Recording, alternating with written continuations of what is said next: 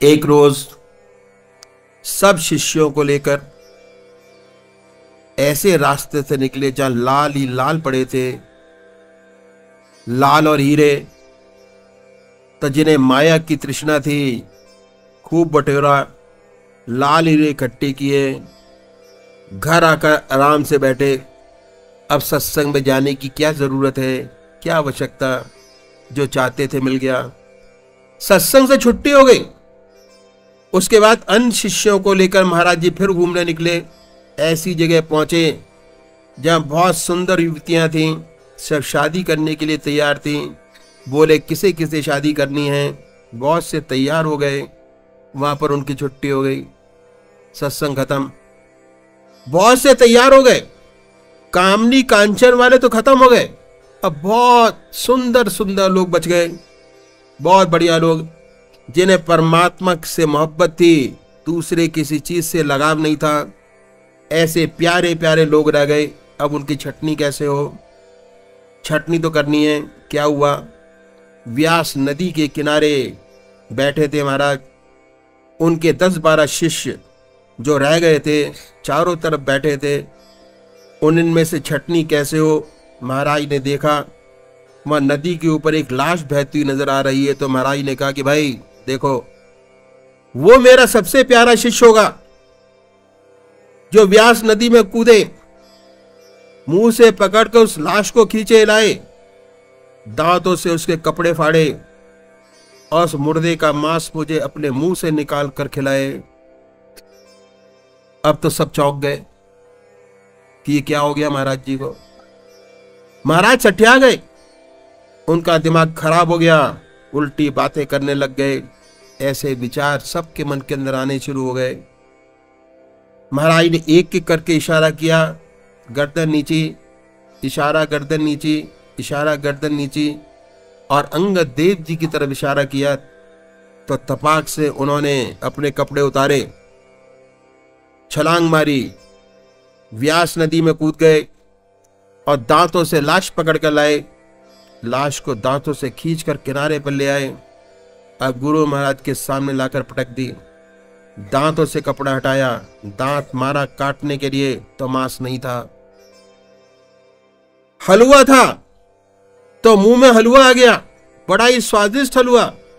पंजाब में एक कहावत है, जिनके बच्चे नहीं होते वे नहीं जीते, वे लाश की तरह हलवा बनाकर नदी में बहा देते हैं।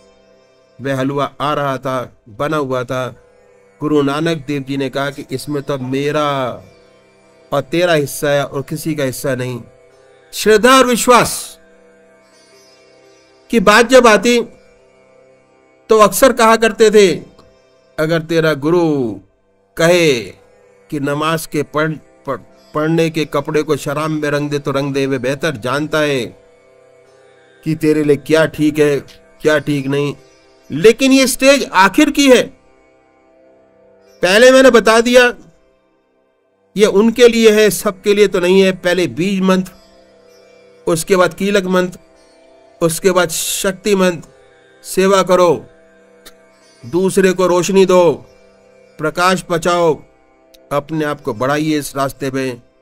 जब ईगो बिल्कुल समाप्त हो जाए तब इस योग होंगे, तब आप टेस्ट में आने लायक होंगे। पहले नहीं आ सकते। तो ये विशेष बात थी जो इस सेवक के गुरुदेव बताया करते थे, जो मैंने आपके सामने रखी, ताकि आप लोगों को इस योग का फायदा हो, ध्यान योग का।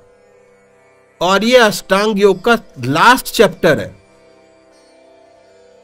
कि कैसे परमात्मा की याद, कैसे अपने इष्ट देव की याद, कैसे अपने गुरुदेव गुरु की याद कैसे बढ़ाए। जैसे जैसे बढ़ती चली जाएगी वैसे वैसे आपकी ध्यान की अवस्था और प्रगाढ़ होती चली जाएगी और अच्छी होती चली जाएगी। एक बात और है, ये रेत के लड्डू हैं अध्यात्म। जो खाए तो पछताए, ना खाए तो पछताए। खाए तो ना खाए तो पछताए। हमें ये भव संधु पार करना है। एक दफा रास्ते में आ गए ध्यान योग के, तो चलना तो है ही, रुक नहीं सकते, चाहे राजी से चलें या तकलीफ उठाकर चलें। चलना तो है ही, जो इसमें दाखिल हो गया उसे पार तो करना ही है, उसे परमात्मा से मिलना तो है ही, इस जन्म में मिले या अगले जन्म में मिले, आसानी से मिले या तकलीफ उठाकर मिले, मिलना तो जरूर है। सबसे आवश्यक बात यह है कि अपने आप को पूर्णतः समर्पण करके चले, ताकि जल्दी से जल्दी अपनी असली चीज को प्राप्त कर सकें, जिसके लिए हमें मनुष्य जन्म मिला है। और कितने जन्मों से हम इस चीज को पाने के लिए बार बार जन्म ले रहे हैं। परमात्मा बार बार हमें जन्म देता है, और हमारी जो मनुष्य का लक्ष्य है वो है परमात्मा पिता से एकाकार हो सके, उसमें हम लय हो सके और जीवन के सर्वोच्च लक्ष्य को प्राप्त कर सके। ये हमारा जीवन का टोटल लक्ष्य है, जिसके लिए हम बार बार जन्म लेते हैं, जन्मों जन्मों से जन्म लेते चले आ रहे हैं। यही सच्चा अध्यात्म का मार्ग है। जब तवज्जो हृदय पर पड़ती है तो मनुष्य अपने आप को देखने लगता है कि मैं क्या हूं। उससे पहले नहीं देख पाता। जब तक अपने आप को नहीं देख पाता, बड़े आराम से सोता है। 1000 पीछे 999 ऐसे व्यक्ति संसार में सोते रहते हैं, अपनी तरफ नहीं देखते, दूसरों की कमियां देखते हैं, बाहर देखते रहते हैं, अंदर नहीं देखते। अंदर देखें तो अपना कूड़ा करकट नजर आए और कुछ साफ करने का प्रयत्न हो। जब हम संतों के पास जाते हैं, जब उनकी कृपाधार पड़ती है, तो हम अपने हृदय को देखना शुरू करते हैं। जब रोशनी पैदा हुई, हमने अपने हृदय को देखना शुरू किया, फिर हमें नजर आता है कि इसमें तो कई तीखे कांटे हैं, कांटे वाली झाड़ियां हैं, काम है, क्रोध है, लोभ है, मोह है, अहंकार है, झूठ है, मक्कारी है, फरेब है। जब नजर आ जाता है तो फिर दूर करने की चेष्टा शुरू हो जाती है कि कैसे हमें इनसे छुटकारा मिले। इनसे छुटकारा पाने के लिए अपने इष्ट देव का साथ सबसे बढ़िया चीज है। जितनी बुजुर्गों की तवज्जो आपके हृदय में पड़ेगी, उतना आपका हृदय की सफाई होती चली जाएगी। इसलिए पहली चीज जो है वह है संगत। उपदेश तो सबको मिल जाता है, राम नाम में तो सबको लगा दिया जाता है, लेकिन बीज मंत्र जब मिलता है, जब गुरुदेव देख लेते हैं यहाँ साधक ठीक है, उसे बीज मंत्र देते हैं। बीज मंत्र है चित्त की एकाग्रता प्राप्त करना, जो सदगुरु से प्रदान होता है। जब हृदय जाग जाता है, हृदय में प्रेम से भरपूर हो जाता है, हृदय में प्रेम का जज्बा पैदा हो जाता है भगवान की सच्ची भक्ति के लिए, फिर वह साधक लग लिपट जाता है सच्ची आध्यात्मिक उड़ान के लिए। जैसे खेत के लिए अच्छे बीज की आवश्यकता होती है, वैसे साधक के लिए भी आवश्यक है कि बीज मंत्र किसी अच्छे सदगुरु द्वारा प्राप्त हो। अब खराब बीज मिल गया तो उसका कोई फायदा नहीं। साथ साथ यदि खेत खराब है, उपजाऊ नहीं, तो भी कोई फायदा नहीं। दोनों चीज अच्छी होनी चाहिए, बीज भी अच्छा और खेत भी अच्छा, तब आनंद ही आनंद होता है। अच्छे फूल खिलते हैं, चारों तरफ खुशबू महकती है, अलग से मालूम हो जाता है कि फूल है, महक है। तो ये आवश्यक है कि बीज मंत्र किसी अच्छे गुरु से प्राप्त हो। बीज मंत्र ये नहीं कि कह दिया कि सीताराम सीताराम कहे चलो, माला लेकर ओम ओम करते रहो, वह कुछ नहीं। असली बीज तो वह है जो आपके मन को एकाग्रता प्रदान करता है। आप 1000 कोशिश करिए, आपका मन एकाग्र नहीं होता, क्योंकि ये जन्मों जन्मों से बहिर्मुखी है। कोई शक्ति उसको एकाग्र कराती है, वह है आपके इष्ट देव। 1000 कोशिश करिए, आप चित्त एकाग्र नहीं होगा, विचार आते रहेंगे। इसलिए प्रमाणित है कि भगवान कृष्ण नाग को जब तक नथ न लें वह जहर नहीं छोड़ता। मन भी विषधार जैसा है, जब सदगुरु इसके ऊपर अपनी सवारी नहीं करता तब तक यह विष देता रहता है। तो मौका दीजिए अपने सदगुरु को कि वह इसकी पूर्णतः सफाई करे और सच्चा बढ़िया बीज है आपके हृदय में डाल दे, जिससे परमात्मा का प्रेम, ईश्वर की भक्ति, निरंतर उसकी याद आपके दिल में पैदा हो जाए। चलते फिरते उसकी याद हो, खाते पीते उसकी याद हो, बगैर उसकी याद के चैन ना आए। जब मन वहां से हट जाए तभी आंखों में विरह के आंसू आ जाए। ये क्या हो गया? ऐसी लगन, ऐसी तपन आप में पैदा हो जाए। इसलिए जिस मंत्र से चित्त की एकाग्रता हासिल होती है, जो मंत्र ऐसे संगत से प्राप्त होता है, उसी को बीज मंत्र कहते हैं। जब तक चित्त एकाग्र नहीं होता, हासिल नहीं होता, तब तक आपको बीज मंत्र नहीं मिला। जब बीज मंत्र आपको प्राप्त हो जाएगा, जैसे ही जीभ की नोक तालुए से लगाएंगे, फौरन ध्यान बनेगा, ऑटोमेटिक ध्यान बनेगा। हमें अपने खेत को अच्छी तरह जुताई करके उसमें से जड़ें घास निकालकर मुलायम कर कर उसकी कट्टरता को निकालकर हृदय मुलायम करना है। जब हम शुद्ध हृदय से अपने गुरु के सामने जाएंगे, वह उसके सुंदर बीज डालेगा जो फूलेगा और फलेगा, अच्छे और मीठे फल लगेंगे। अध्यात्म क्षेत्र में सबसे बड़ी, सबसे ऊंची प्राप्ति है बीज मंत्र। अब बीज मंत्र आपको मिल गया तो साधक की जिम्मेदारी और बढ़ गई। बीज मंत्र मिलते ही साधक की जिम्मेदारी और बढ़ गई। अब वह अपनी सफाई में लगा हुआ है। बीज मंत्र मिलने के बाद उसकी जिम्मेदारी क्या बढ़ी? उसे खाली वक्त परमात्मा को देना है।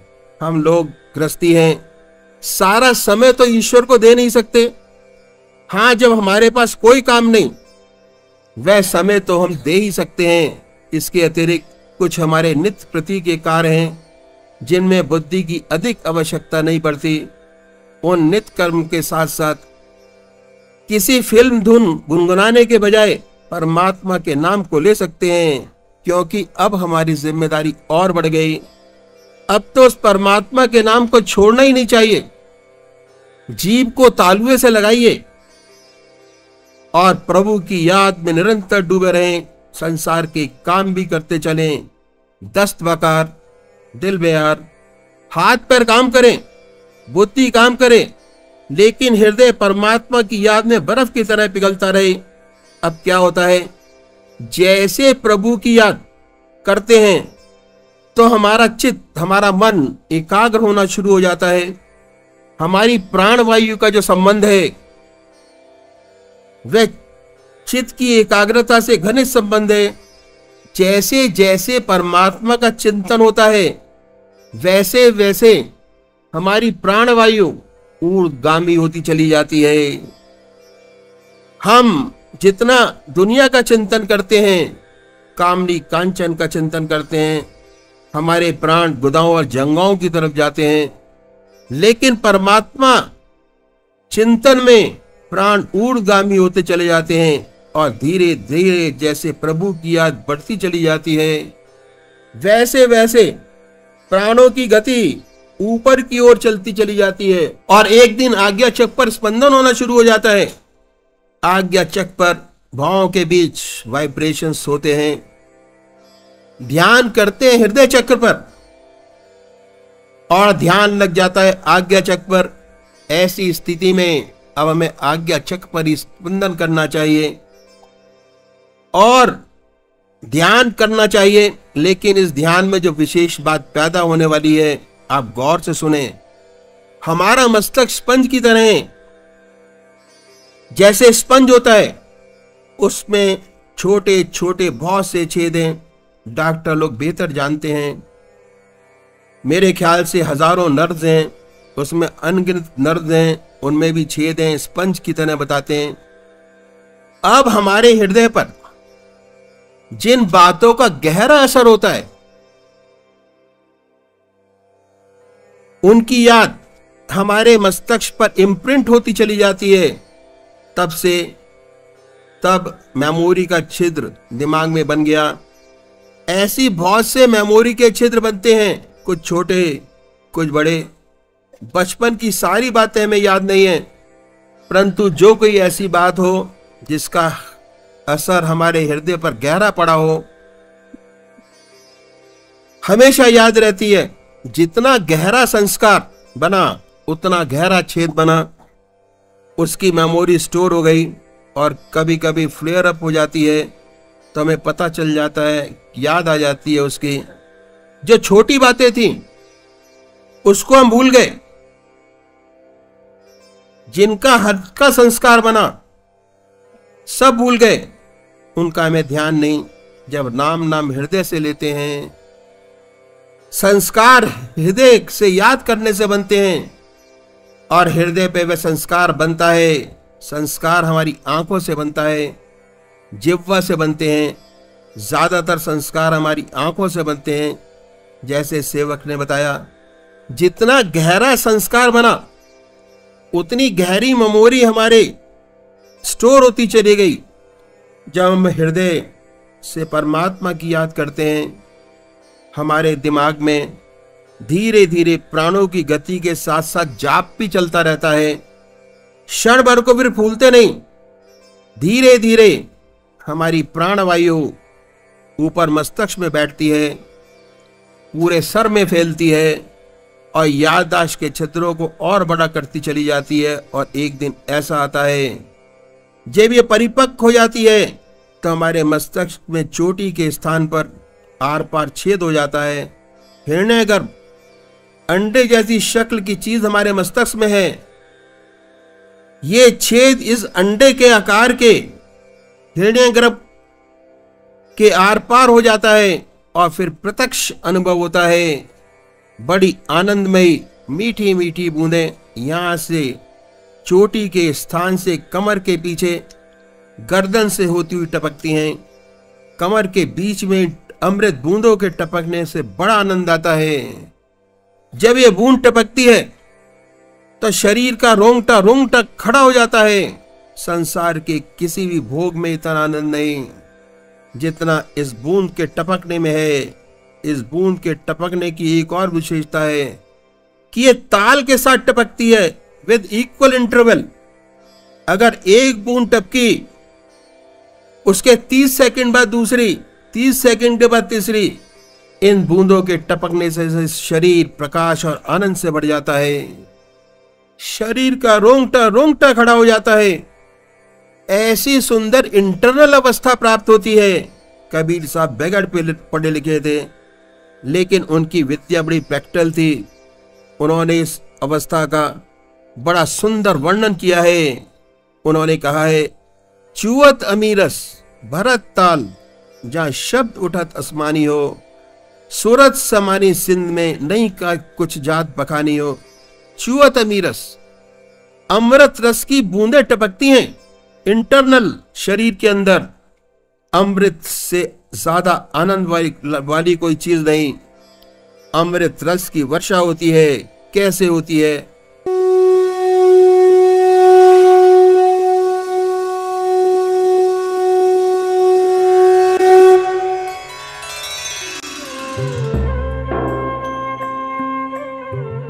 ध्यान योग के कार्यक्रम आनंद योग से निशुल्क जुड़ने के लिए संपर्क करें 9810239677।